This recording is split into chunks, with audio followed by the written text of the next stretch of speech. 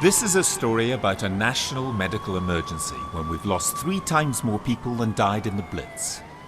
It's a story about Boris Johnson's government and the Conservative Party. It's a story that everyone in the country should hear.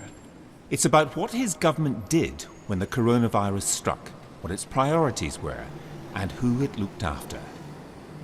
Let's go back to the spring of 2020. As the first wave of COVID was raging, Johnson's government created a secret back channel that allowed friends of the Conservative Party and other politically connected suppliers to secure billions of pounds of PPE contracts, all while underprotected NHS staff were struggling on the front line. According to the National Audit Office, companies channeled into the so-called VIP lane were 10 times more likely to win contracts than companies without political links. This secret channel for cronies wasn't about cutting red tape to access life-saving PPE. It wasn't about cutting corners to get cheaper deals. It had the opposite effect. One official complained in an email that this secret back channel left UK civil servants drowning in unsuitable bids. Meanwhile, taxpayers sometimes ended up paying millions of pounds over the already inflated pandemic average market price for vital equipment. It's a scandal that is still being uncovered. At least 47 companies benefited from this secret back channel. The government is doing all it can to keep their names from us, but we know some of them.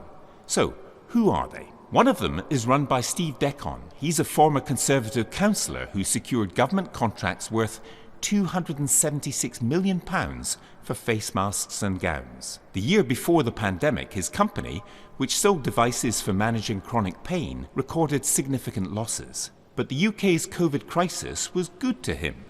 He recently swapped his modest house in Stroud, Gloucestershire, for a £1.5 million 17th century mansion with 100 acres of land.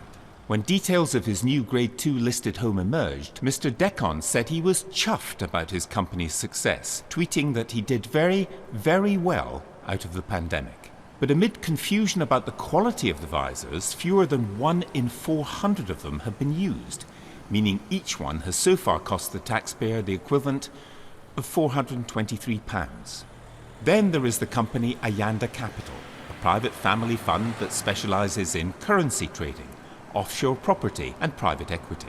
A man called Andrew Mills worked for them. He also acted as an advisor to Trade Secretary Liz Truss and secured a £252 million government deal for Ayanda without any competition. Emails obtained by Good Law Project reveal that civil servants appeared afraid of losing the contract with Ayanda because Andrew Mills has close ties to the Department for Trade, so wouldn't be a good outcome. One civil servant was seemingly annoyed at Andrew Mills' access, saying he is using previous relationships and making noise that we're not responsive. Another senior civil servant then wrote, "Andrew comes through as highly backed as he sits on the board for the Department of Trade, so I don't want things being escalated."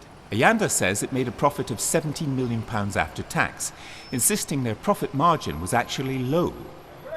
The government later concluded that £156 million worth of FFP2 face masks purchased from Ayanda, which had ear loop fastenings, did not create an adequate seal to protect against coronavirus, meaning they would not be used by the NHS. There was Mellor Designs, a company run by David Mellor, a Conservative Party donor who was given more than £160 million in PPE contracts. Who are the other people who benefited from secret back channels? We don't know for sure because the government wants to keep that secret. Is one of them Alex Bourne? Bourne is a pub landlord who manufactured disposable cups and had no history of making medical products, but crucially he was a friend of the then Health Secretary Matt Hancock. Bourne messaged Hancock offering to sell the government test tubes for COVID testing and soon secured a £30 million contract. Bourne later recalled at least 8 million of his test tubes from warehouses and agreed to quarantine them, after officials who tested them found many were either cracked, broken, scratched, or had missing or poorly screwed caps. The UK's medical regulator is now investigating Bourne's company. We also know that Matt Hancock habitually used a private email account for government business, making it harder for his communications to be seen by civil servants or by the public using freedom of information laws. Then there was Samir Jassal, a former aide to Priti Patel, who secured face mask contracts worth at least £130 million, acting as a middleman for a company called Pharmaceuticals Direct, despite concerns in Whitehall that the taxpayer was paying significantly over the odds for Jassal's masks. Jassal's fellow middleman for Pharmaceuticals Direct, Sherbet Shergill, saw the value of his company increase from £200 when the pandemic began to almost £10 million. And who else? We know there are dozens more, but so far Boris Johnson's government is refusing to tell us who they are. At a time of national crisis, some of the most senior people in government saw their associates and donors access huge sums of public money.